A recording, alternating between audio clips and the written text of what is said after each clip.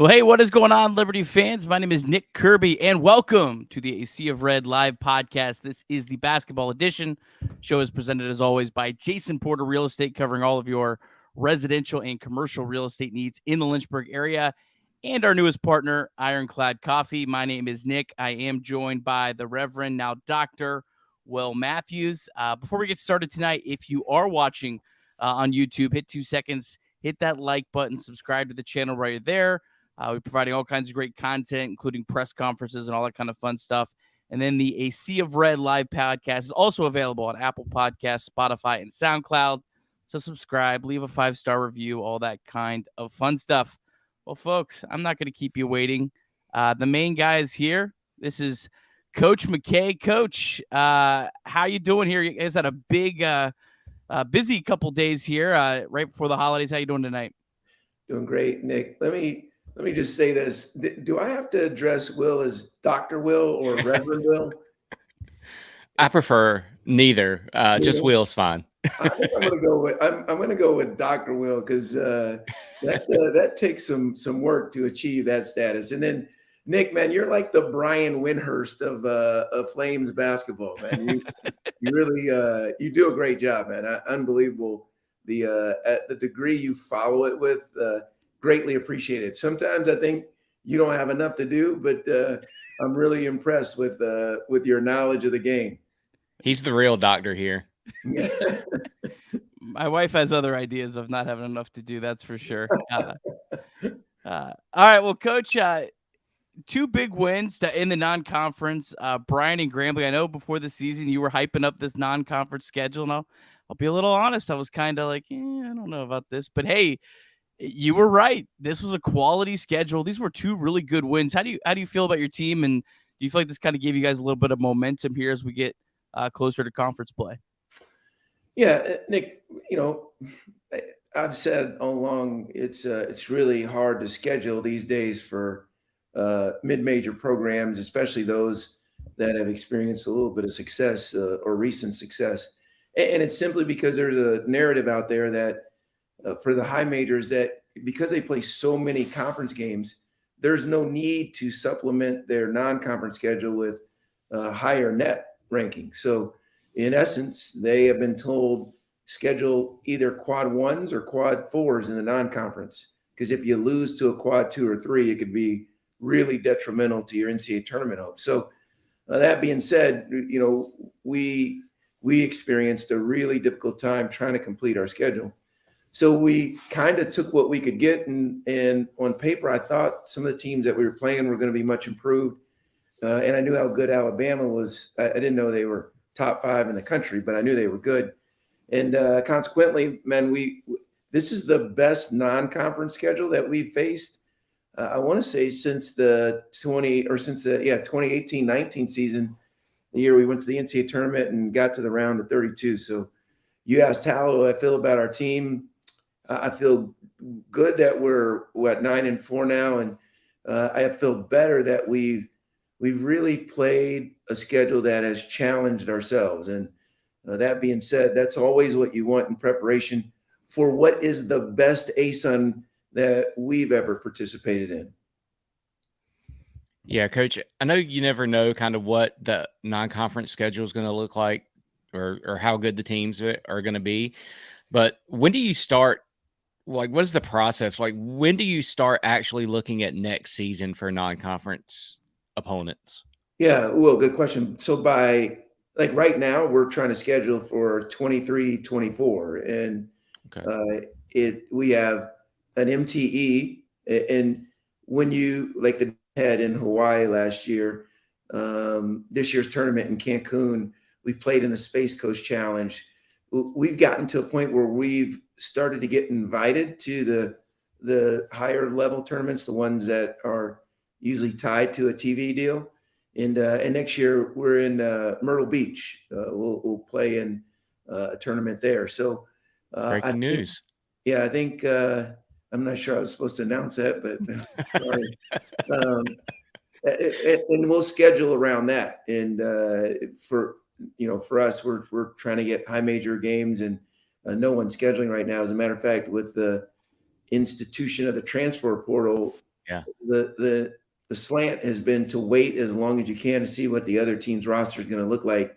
Had I had done that, I wouldn't have scheduled Southern Miss at the time we did, because they've got some great transfers who we got to see up close and personal. I think they're 11-1 now or something like that. But I do think that really helps you prepare for a competitive league. Yeah, I certainly did not expect Southern Miss to be a quad one game at home. Yeah. That's pretty wild. Coach, I'm not sure how deep you get into the ASUN, when you're in non-conference play, but I have to ask you about Florida Gulf Coast, because they have had the whole conference as a whole has had a great non-conference, as you said. North Alabama with a win against Ole Miss yesterday.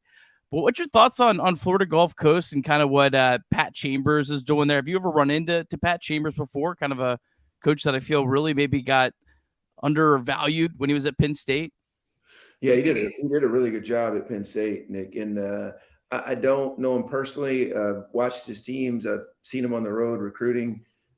He's very well respected, and they play with a great deal of freedom, but it's with discipline. And they had a really good team last year, guys. They were a tough out, and I know they lost Dunn Martin and Kevin Samuel, but some of those other guys that weren't playing as much were pretty good too. And then Thompson at the point for him, he's really elevated, I think, or stabilized their backcourt, and that's a really good team. But so is Jacksonville. There's the usual suspects: Jacksonville, Stetson. North Florida is always like, I don't just throw out their non-conference schedule. Whatever their record is, throw it out, pay no attention to it. He does a great job. Stetson's had a really good non-conference. And then we talk about Bellarmine last year. We all know how good Bellarmine is. Well, Queens, anytime you've been to the NCAA tournament 6, 7, 8 times in a row, you're used to winning. And there's a culture there that I just think this league is going to – I watched Lipscomb the other night against Louisville. Man, they look great. And Kennesaw is a problem. No one's talking about them. Those dudes have started together 3 years in a row. So I see there won't be a night in the league where you can say, oh, well, we're supposed to beat them. That's going to happen. That will not happen this year. Everybody's going to have to be on in order to win a Division I game once January or December 29th hits. Yeah.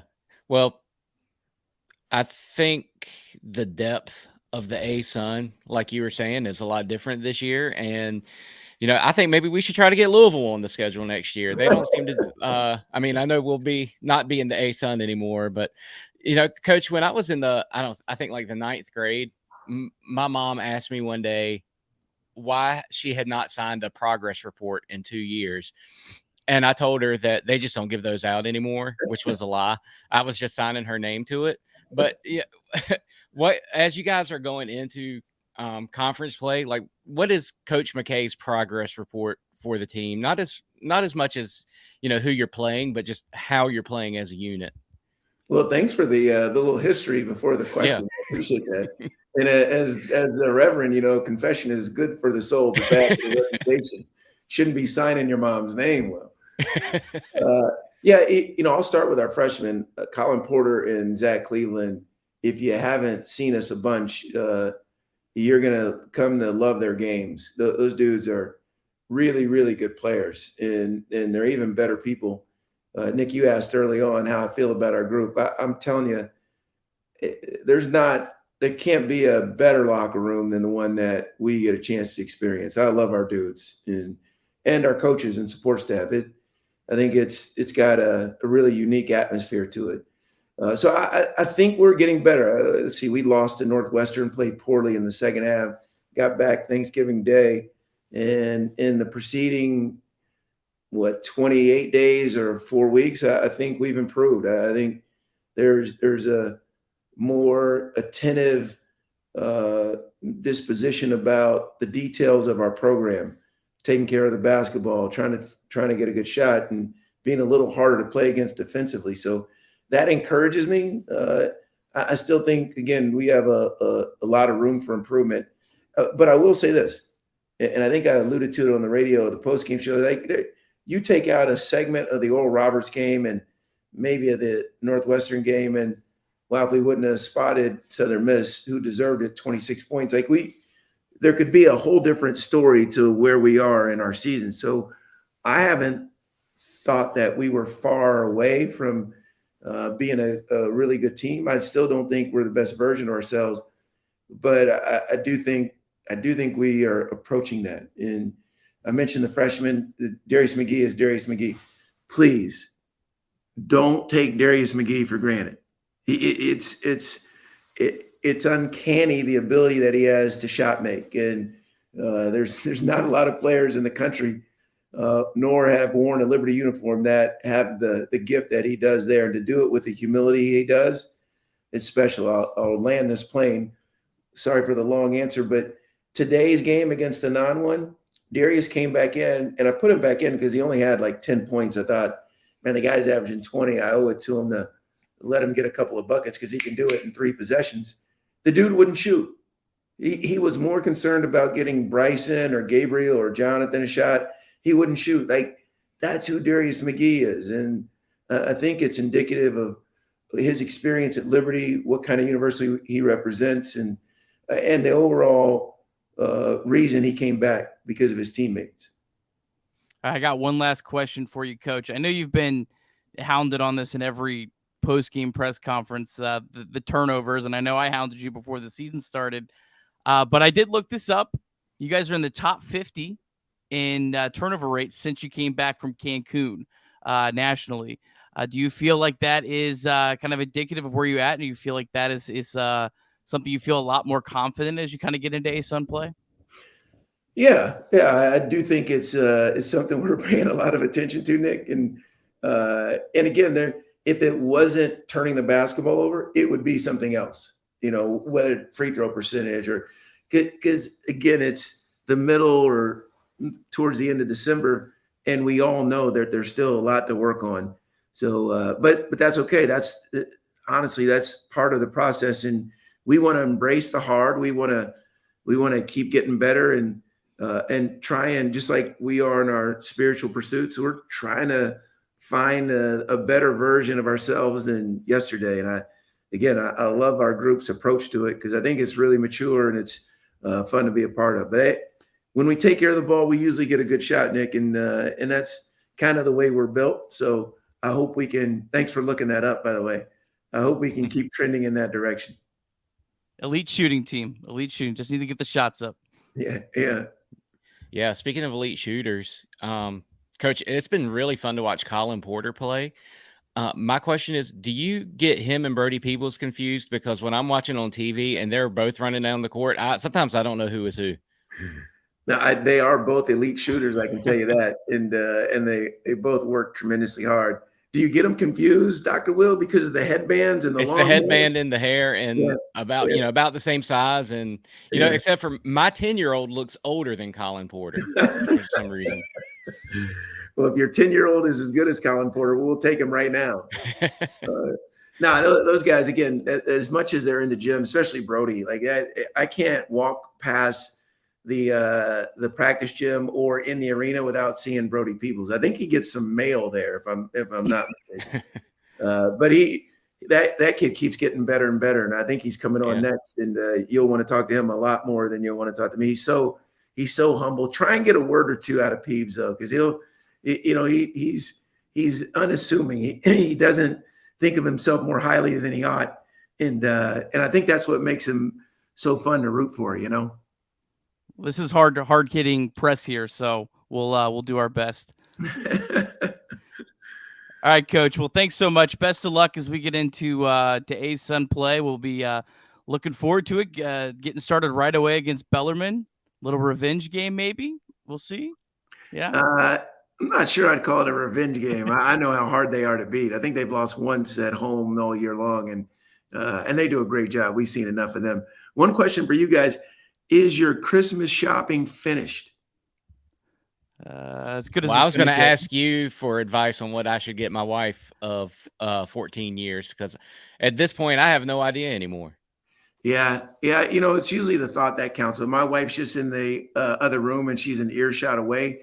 so I can't give away what this year's present is. But I've typically waited until the last day or two. I've only got 1 or 2 more gifts to pick up, and I'll be done by tomorrow. You can just say, I got to go talk to a recruit, right? And run to the store. And that's exactly right. You guys, thanks for having me on, and thanks for how much you follow Liberty basketball. It means a lot to us, and appreciate the way you cover us. So thank you. Yeah, thanks, Coach. All right, well, let's get right into it. We got Jason Porter and Brody Peebles. Brody, are you back home in Alabama yet? Not yet. We had I made a stop in a gas station somewhere in Tennessee right now. So we made a stop. We're about like 3 hours away, so we're getting there. Look at this guy stopping at the gas station to talk to Liberty fans. The dedication, we love it. All right, well, Brody, we won't keep you too long, but wanted to check in for sure. You in Division I games, you're shooting 30% from 3, 61% from 2, and 93% from the line. Seems like you really this year have gotten comfortable kind of maybe embracing like that sixth man role. Can you talk a little bit about that and how your season's going so far?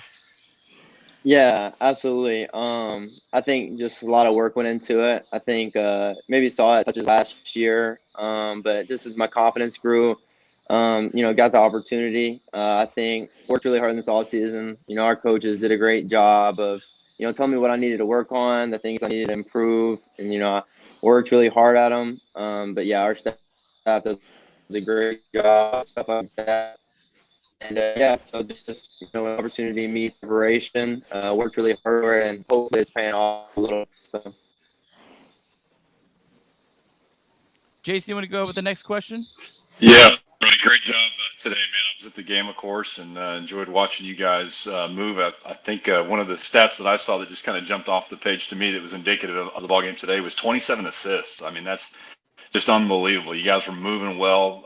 Everybody was looking out for everybody else like you normally do, of course. But what kind of things were you guys seeing on the floor today? Like I said, it just looked like it was a well-oiled machine. And granted, competition was what it was today. But at the same time, the floor balance looked really good. And 27 assists, man, you just can't get away from a stat like that. Right. No, absolutely. I think it shows, what kind of team we have, that guys are selfless and people want to help each other. And, we had guys that had great games. Like JJ had 23, hit a ton of threes. So I think Coach was talking about it earlier. Like Darius comes in and, he's not trying to score himself when he can score 30 easily, in a game like that. So I think it just talks to, how connected our group is and how selfless, the guys are. Yeah. Hey, Brody, every week Kyle Rode comes on here and we get to ask him about you guys, but now we get to ask you about Kyle Rode. Okay. What does his leadership mean to the team as you guys are, trying to go back to the NCAA tournament? Yeah, man. Kyle's a good brother to me. He ever since I've been here, I remember last year we had COVID at the same time, so I stayed at his house. I didn't get my apartment until like late July, summer. So I live with him and Jess. Like he's really like a brother to me. So he's unbelievable, follower of Jesus, and he meant in that way. And I think as a team as a whole, like he brings that incredible leadership, incredible praise, and the confidence that a team that wants to make a run and needs. So he's an unbelievable player and better person. Yeah, but he's like a brother to me, and what he does for our team, like he does have the on the court stat sheet, but his leadership and his person, you can't really measure. Brody, you guys played in the Hall of Fame Classic this past weekend. What was that experience like going up to Massachusetts at the Hall of Fame? Yeah, that was a great experience. I got to go to the Hall of Fame Museum, so that was a really cool experience. And all kinds of jerseys and exhibits and stuff. So that was a cool experience. And then playing Bryant, a good team. That was a great win for us. It's a great team and a cool place. Getting to go where basketball was created. So. Brody, the old sports medicine guy in me here always enjoys talking through the next couple of days off that you've got. Try to get some legs back underneath you. I know Shrine does a great job, and Rob, of keeping you guys on the path of recovery and stuff. But what's on the docket for you the next couple of days? I'm sure there's going to be some food and some family and some fellowship and whatever other alliterations I could come up with. But what kind of things are you going to do? Yeah, it's tough for me. I have a hard time taking days off, like not only for my body, but I always get shots up in your game. So I'll definitely do that a little bit, but I try to get my legs back, do some recovery stuff, and hopefully some good food. I know my Nana, it's Christmas always elite. Look forward to that. I didn't get to go home last Christmas, so really excited to be home, for the holidays. All right. Well, Brody, thank you so much for stopping on your trip back and taking some time to join us tonight. Really excited to see you guys as you get started with ASUN play here next week. Hopefully we can catch up with you again later this year. Yes, sir. Absolutely. Yeah, anytime. I really, really, really appreciate y'all. Thank you. Yeah. Thanks, Brody. All right. That was Brody Peebles having a really, really good year for Liberty. Has had some big games, and excited to see what he can do in ASUN play. Jason, here as we're getting closer to the new year, tell us about Legacy Realty and how you guys can help people, reach their goals as we're getting closer to 2023. Yeah, it's crazy, isn't it? Pulling off pages of the calendar. I don't know about you guys, but I wrote 2023 down on something the other day, and I thought I was talking to the Jetsons. I mean, it's just crazy thinking about that day and age, right? But yeah, we've had a great year. Personally, it's been phenomenal. Huge blessings there, but I think we're starting to see things balance out a little bit in the market without getting into too many weeds here. But anything we can do, I've said it before. You guys know I mean it.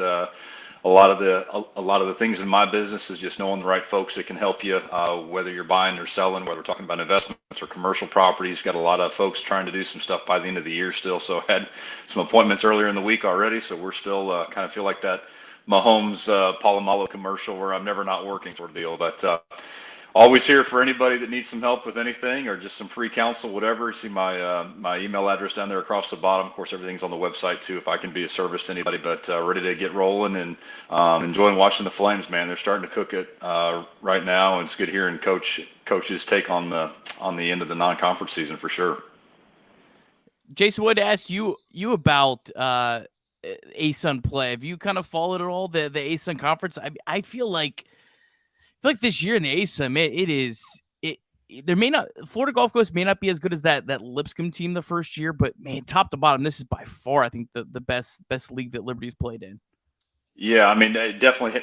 To be candid, I haven't studied it nearly as much as you guys have, of course. But it always seems to be that way. It's just a dogfight. It almost doesn't matter kind of who we're up against or what's going on. But I do think the important part of it is now with those intrinsics with the team, whether we're talking about turnovers or shooting percentages. But you get a night like tonight and 23s. I mean, 47% from 3-point range. It was just crazy. The guys were on fire. Like I was talking to Peebles about, the spacing was really good. So I think as long as those cylinders are clicking, everybody's playing well, everybody stays healthy, obviously is a big part of this too. But the league is going to be a tough one again, and I think the home court advantage is going to make a big difference this year too. So just a shout out to the fans and Flames Nation, man, to fill it up.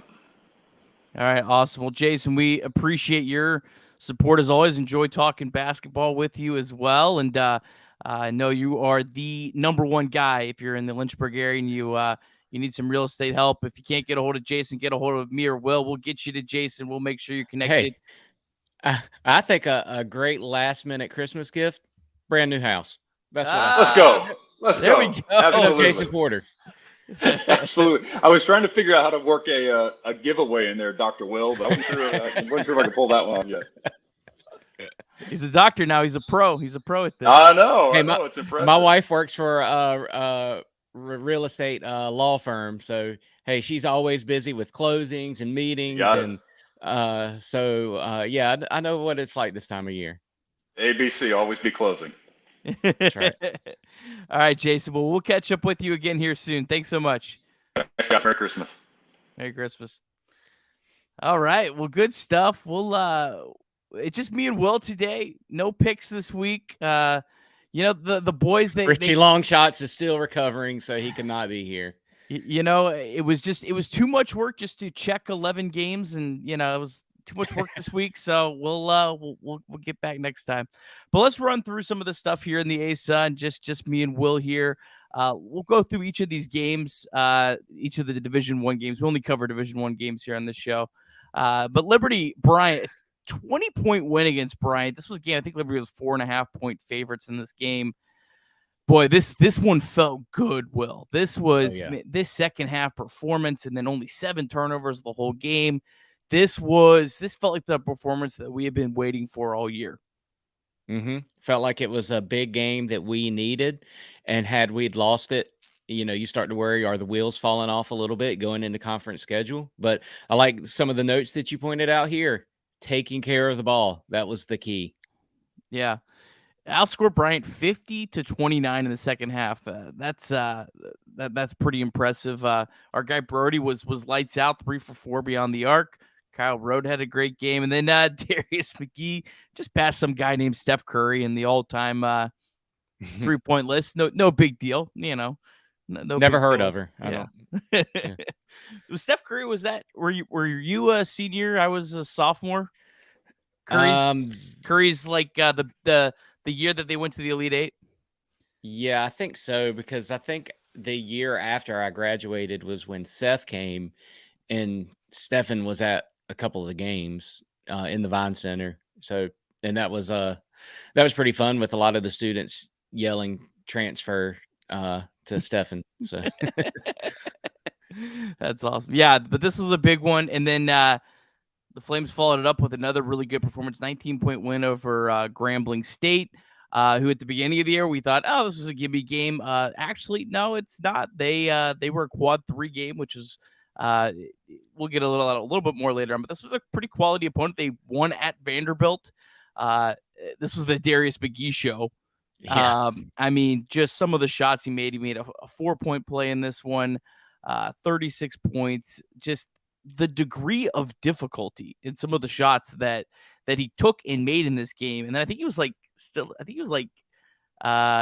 he made 9 threes, which is a program record. I think it was like 9 for 13. And to shoot 9 for 13 for 3 with that degree of difficulty is just insane. Yeah. Yeah, the way he was doing it. When, you know, watching this game, this is why everybody was excited that Darius came back. And as Coach said, don't take Darius McGee for granted. I think it hit me watching this game and watching him going off. You know, like I knew subconsciously, like, oh yeah, he's one of the best players we've ever seen at Liberty. But I think watching this game and watching what he was doing, it hit me that this is it. We're watching something special here. Yeah, and in this game, for Darius to hit 9 threes against Grambling State, who literally their identity is we are going to take away the 3 ball. Like that's what their coach literally says. Oh, yeah. That. And they did that. Their defense looked better than Oral Roberts, I thought. Oh yeah, no question. And then Liberty kind of flipped it on him, but Grambling shot 3 for 18. So this was a really, really nice win. Yeah. One guy I want to talk about before we move on to some other stuff here is I feel like the most underrated player on this team is Joseph Van Zandt. I was digging through some of his stats last night.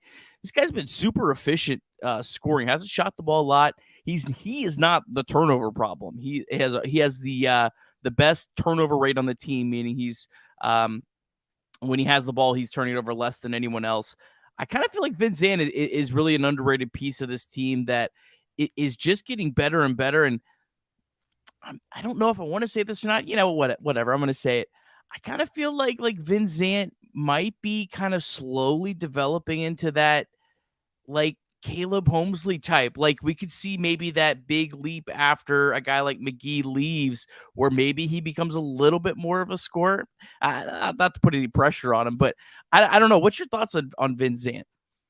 Yeah, I think we've known since day one how great of a defender he is. But if you look at, you know, kind of our statistics, I'm sure we'll go into this a little bit, but, you know, all of our shots are either right at the rim or from 3. I think he could be a guy that, you know, they're not really going to focus so much on offensively at this point. But if he can get that mid-range game, maybe get some floaters in there, we know that he can dunk like crazy. He would be a very dangerous offensive weapon. Yeah, absolutely. Yeah, really excited about Vincent. Excited to see his development here the rest of the season. So here we are, ASUN play, getting ready to get started here right after the holidays. I think I might have the date wrong. I think Bellarmine's actually the 29th. So sorry about that. But that's the first game, the revenge game. Yours truly is planning to be in attendance, so I'm really excited about that. Really cool how that worked out. They're playing an hour and a half from Cincinnati, where I'll be for the holidays. So excited about that. And then Lipscomb. I feel like, Will, the schedule for Liberty, how it breaks down, I don't want to jinx anything, but I do feel like it sets up Liberty for a chance to, I think, maybe go 6-0. I would be very disappointed if they lose any of these first 6 games, to be honest. Yeah, I think it's so deep. I don't know how to predict any of these games at this point. I think we're playing a lot better, so I think we're kind of putting it together at the right time. Bellarmine, the 69% chance. I don't know. I feel like maybe it would be a little bit higher just because they're lower ranked. And that win against Louisville that they had doesn't look as impressive anymore because everybody's beating them. So I'm looking forward to the Lipscomb game, especially what they did the other. Was that yesterday or today? Yesterday. Yesterday. Interested to see kind of what that one is coming up right off the new year. Yeah. Yeah, none of these games are going to be gimme. I like that Lipscomb's at home. That definitely makes me feel good. Jacksonville State being at home. EKU's kind of that team that they can play really, really good or really, really bad. You never know what you're going to get. They play a super fast pace. And then North Alabama and Central Arkansas improved, but still, they have been the bottom of the league. So, January 19th is where it really starts getting tough for Liberty at Jacksonville, at North Florida versus Stetson versus Florida Gulf Coast. That's a tough stretch. So that's kind of why I'm looking at this and I go, man, you really kind of want to start here 6-0. Or at least maybe, a 5-1, really set yourself up well. But we'll see kind of how, how this the season unfolds. And here's the first weekend here of the ASUN. Really exciting game on Saturday. Jacksonville at Florida Gulf Coast on Saturday on New Year's Eve. This is actually next Saturday, but yeah, on New Year's Eve, that'll be a really fun game and maybe a good gauge for kind of where both of those two teams are. So really looking forward to that. I saw sorry, Nick. I saw someone comment on Twitter today about how the ASUN was going to be brutal to watch this year. And I disagree with that. That looks like a great slate of games coming up. Yeah, I don't know what they're talking about. I don't know if they watched the Presbyterian Blue Hose and High Point Panthers. Longwood back before they were good. I mean, there was some bad basketball in the dark days of the Big South. Didn't the Big South go to 14 teams at one point at the end, and it was tough. Florida Gulf Coast actually just went final. They had a scare tonight. They were pretty big favorites against Canisius at home. They just won 84-81. I was kind of following that one. So another win for Florida Gulf Coast. And if you're watching, here's the net rankings. Liberty's creeping up on them, 75 and 78. It's starting to maybe feel, although Jacksonville might have something to say with it because they're I think really good too. I watched a little bit of their game. They played a road game. It was like a standalone noon game this week, and they played really, really well. I think they're going to be tough. But Florida Gulf Coast Liberty maybe getting a little bit of that rivalry. It stinks they only play once this year. And not at all next year unless it's a non-conference game. I would love for Liberty to maybe talk to some of these teams they were in the ASUN with, like Florida Gulf Coast, Jacksonville. Yeah. I think they would be fun teams to maybe schedule some series for the next 3 or 4 years. Yeah, I thought maybe we would try to do that some with the Big South when we kind of went to the ASUN. We had that one game against Radford. I don't know that we played anybody else from the Big South, but hopefully this time around with scheduling the way it is, that we might get some of these ASUN teams. Yeah. Yeah, so that's kind of where it stands. And here's the quad rankings. Northwestern jumped up to quad 1. They're right on the border. But Liberty does not have a bad loss. They do not have not even a mediocre loss. All 4 of the losses are quad 1 games. And if you're not familiar with that, this is kind of what the committee sees. You have your rankings, your games broken down as quad 1, quad 2, quad 3, quad 4. Quad 1 is the best quality game you could play. Quad 4 is the worst.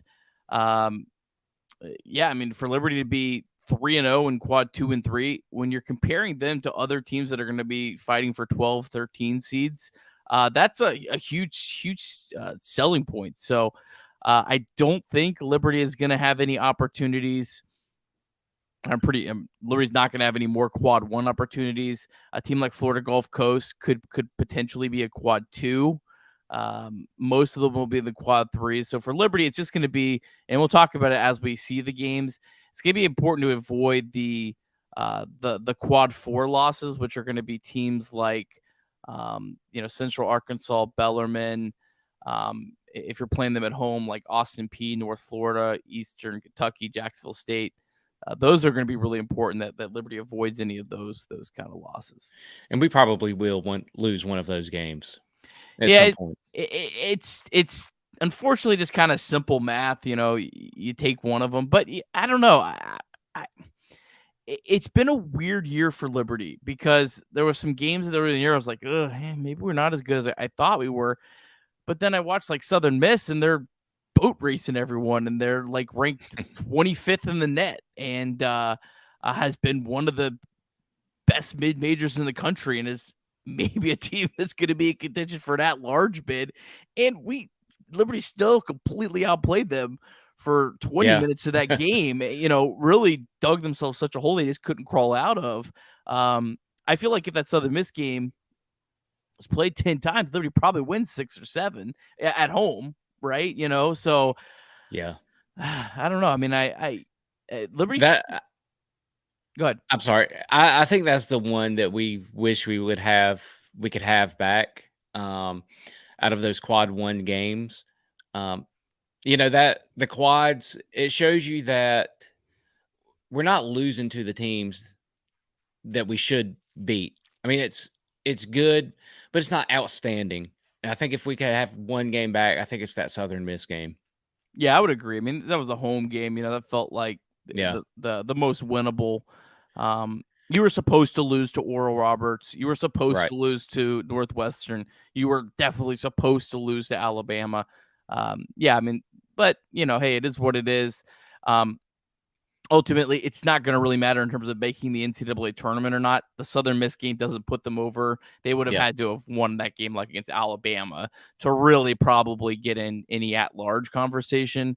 But hey, I as Coach McKay said, I do think these games are really good as you get into the end of conference play and into the conference tournament to have played some of these, really tight games. Because remember last year, wasn't there a stretch where like Liberty played like no tight games? Like it was all Liberty either won pretty handily or they were, they lost by like 10 points. Yeah. And maybe that was, that Bellarmine game kind of felt like they hadn't been in a lot of these games when they got to the conference tournament. Mm-hmm. And even in that one, you're still thinking like, okay, we're just going to weather this storm and come back and win it easily. And it just didn't happen. It was kind of like the end of a Hugh Freeze football coaching stint. Yeah. Well, I do real quick. We want to say a quick word from one of our sponsors, Ironclad Coffee, and then we will come back with some final thoughts for you. Virginia's best and most flames-friendly coffee comes from Ironclad Coffee Roasters. Ironclad roasts and serves up their beautiful beans at 2 cafes in Richmond, but you can enjoy their crafted roasted specialty beans from anywhere in the country by visiting www.ironcladcoffee.com. Place your order there and it'll be roasted to your order and shipped out directly to your doorstep. Whenever you find yourself in the Commonwealth, pay them a visit at their 2 cafes in the Richmond area. Ironclad's owners, the O'Rourke family, are proud Flames Club members and are pleased to sponsor these podcasts by Sea of Red. Hop on over to their website at www.ironcladcoffee.com now to get Virginia's best specialty coffee headed your way. All right. I've grown fond of that commercial. Yeah, it's good stuff. Good stuff. Well, Will, you got any final thoughts for us before we wrap this bad boy up? I'm excited for conference play. Yeah, any final thoughts? No, not really. Just looking forward to it as you are. I was looking at some of the statistics, easy for me to say, this afternoon about the style components as Ken Pom ranks them. I'm having a little trouble today. I don't know if it's a good thing where we are with that. I don't know if it's really good or really bad. It just kind of is what it is. But, over half of our field goal attempts are 3-point shots.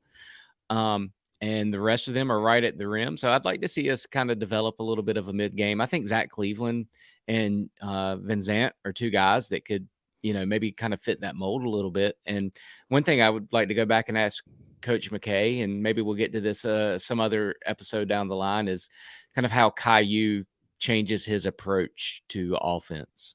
Yeah, we definitely need to bug him about Caillou. Yeah. We'll definitely do that next time if Coach for some reason decides he wants to come on with us again. He might not. We got a question here. Is that Saint Nick or Dr. Will? I keep getting confused. All of the above. All of the above. Yeah. Well, Will, I hope you and your family have a Merry Christmas. This has been so much fun doing the show this year. We will be taking a break until after the new year. Well, hopefully after that Lipscomb game on January 2nd, maybe the day after, 2 days after, we'll get back and talk about where Liberty is at. Hopefully we're, Liberty's 2-0 in the ASUN and really rolling, but I'm really, really excited for this for conference play. I don't know what to expect in the league, and that's exciting to me. I really genuinely don't know what to expect. I could see Liberty, kind of. I don't see Liberty like going undefeated, but I could see Liberty like being 14-2 or something like that, or I could see them maybe being like 12-6. I don't even know how many games they play, but you kind of get what I'm at. I could really see it going multiple ways. Yeah, if I can use a baseball analogy, it kind of reminds me of back before they had 3 divisions in each league, and you had 15 teams going for a pennant, and the winner goes to the World Series. And there was a lot of log jams and a lot of trying to catch up with some of those division races back then. And so I'm looking forward to it. And Nick, I would just like to wish you and your family a Merry Christmas, and hope you do the Bojangle Bell Rock. Well, on that note, I don't know how else you could end the show. Thanks everyone for watching. Again, if you are on YouTube, make sure you hit the like button, subscribe to A Sea of Red YouTube channel. Check out ASeaofRed.com for all the latest Liberty news. And then, of course, this is also always available on podcast form the next day on Apple Podcasts, Spotify, and SoundCloud. So make sure you check that out. All right, everyone, have a great night. Go Flames.